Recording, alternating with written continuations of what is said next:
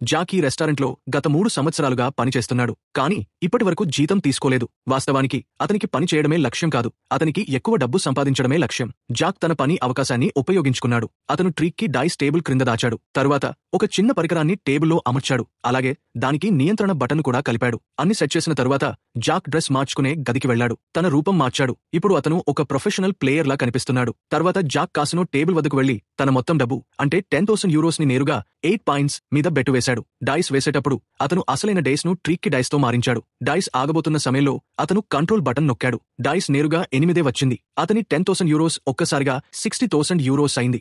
Jack చాలా సంతోషించాడు. కానీ అక్కడే ఆగాలని అతనికి అనుకోలేదు. ఇప్పుడు అతను వీఐపీ గేమ్ కి వెళ్లాలని అనుకున్నాడు. ఆ గేమ్ కి వెళ్లడానికి వీఐపీ కార్డ్ అవసరం. అప్పుడు జాక్ వీఐపీ ప్రాంతానికి వెళ్లి ఒక రిచ్ పర్సన్ కార్డును కోట్ను దొంగిలించాడు. తరువాత అతను ఒక రిచ్ పర్సన్ లా తయారయ్యాడు. వీఐపీ కార్డుతో లిఫ్ట్ ను తెరిచాడు. వెంటనే లిఫ్ట్ కంట్రోల్ బాక్స్ ని ఓపెన్ చేసి అందులో రిమోట్ పరికరం పెట్టాడు. తర్వాత ఒక సిబ్బంది లిఫ్ట్ లోకి గేమ్లో వాడే కార్డుల ప్యాకెట్లతో వచ్చాడు. జాక్ తన ఫోన్తో లిఫ్ట్ కు పవర్ ఆఫ్ సిగ్నల్ పంపాడు. లిఫ్ట్ ఒక్కసారిగా ఆగిపోయింది. చుట్టూ చీకటి నెలకొంది. ఆ చీకటిలో జాక్ అసలైన కార్డుల స్థానంలో హైటెక్ కార్డులు పెట్టాడు. లిఫ్ట్ మళ్లీ మొదలయ్యాక సిబ్బందికి ఏమి జరిగిందో కూడా తెలియదు. ఇప్పుడు అసలైన గేమ్ మొదలయ్యే సమయం వచ్చింది.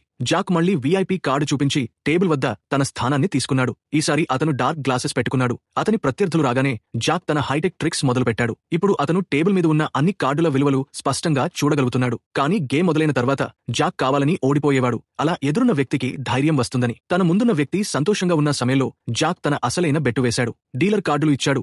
జాక్ ప్రత్యర్థి కార్డులు తనకంటే చిన్నవని గమనించాడు. వెంటనే తన అన్ని చిప్స్ ను బెట్టుగా పెట్టాడు. ప్రత్యర్థి కొంచెం సందేహపడ్డాడు. కానీ చివరకు అతను రిస్క్ తీసుకున్నాడు. జాక్ గెలుస్తాడని ఆనందపడ్డారు. కానీ కార్డులు ఓపెన్ చేసిన తర్వాత డీలర్ అన్ని చిప్స్ ను ప్రత్యర్థికి ఇచ్చేశాడు. జాక్ షాక్ అయ్యాడు. అతనికి తన వద్ద 10K ఉందని అనిపించింది. కానీ గ్లాసెస్ లో ఏదో లోపం ఏర్పడింది. వాస్తవానికి అతనికి 3 మరియు 5 కార్డులు మాత్రమే ఉన్నాయి. ఈ విధంగా జాక్ యొక్క మొత్తం డబ్బు పోయింది. అతని 10,000 యూరోస్ మళ్లీ సున్నాగా మారింది.